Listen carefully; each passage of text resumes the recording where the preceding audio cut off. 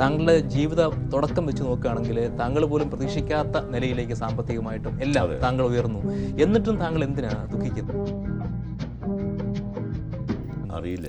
ഇനി മിനിമോ ഡിഗ്രിന്റെ പണി തരുമോ, കാശില്ലേൽ കടം തരുമോ, വേദി കെട്ടാൽ കുമ്പിടുമോ, കാമം വന്നാൽ പങ്കിടുമോ, കുറ്റം ചെയ്താൽ നരകത്തിലോ, അനുഭവം കിട്ടി മതിയായോ, സമയം കഴിഞ്ഞാൽ തിരിച്ചു കിട്ടോ, എന്നും പ്രാർത്ഥിച്ചാൽ ദൈവം വരം തരുമോ, നിയമം അനുസരിച്ചാൽ എന്നും നീതി കിട്ടുമോ, ഇന്നും ചിന്തിച്ചാൽ നാളെ നീ ശോഭയാകുമോ, നീ തീരും മുമ്പേ നിന്റെ ആശകൾ നിർത്തിവെക്കണോ, കാണും അർത്ഥം മാറ്റും, സത്യം പറഞ്ഞ ഒട്ടിത്തല്ലും, ന്യൂസിൽ കണ്ടാൽ കൊട്ടിപ്പാടും, എല്ലാം സഹിച്ച് ട്രിപ്പായി പോകും, ആർക്കോ വേണ്ടി ആളെ കൊന്ന് അഴിമതി മാന്തി തിന്നാനോ, ഓസിന് കള്ളും കുടിച്ച് വീട്ടിൽ കേറി കേറി കൊട്ടാനോ, എന്ത് കാലം ഇത് നിന്റെ കാലം, ഇത് എന്റെ കാലം, ഇത് കഷ്ടകാലം, എന്ത് കാലം ഇത് നിന്റെ കാലം, ഇത് എന്റെ കാലം, ഇത് കഷ്ടകാലം.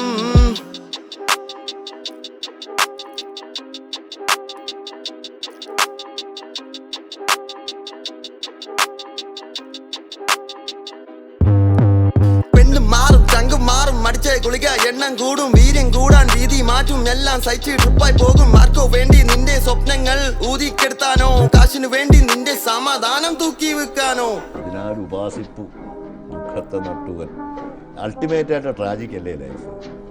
അങ്ങനെ ആവണമെന്നുണ്ടോ? അങ്ങനെയാണ്. ഉമ്മ തന്ന ജീവിതം ഒന്നേ ഉള്ളൂ, നിനക്ക് വേണ്ടതൊക്കെ സമ്പാദിക്കാൻ ഓടിക്കോളൂ, സ്കോറില്ലേ എല്ലാ ബാങ്കും കയ്യും മലത്തും ടാക്സും വാങ്ങി, റോഡിൽ 50 കുഴിയും, എല്ലാം കഴിഞ്ഞ് കയ്യും വീശി നേക്കട്ടായി, 6 മണ്ണിലോട്ടല്ലേ മായിരെ, വെള്ളത്തുണിയിൽ 6 മണ്ണിലോട്ടല്ലേ മായിരെ.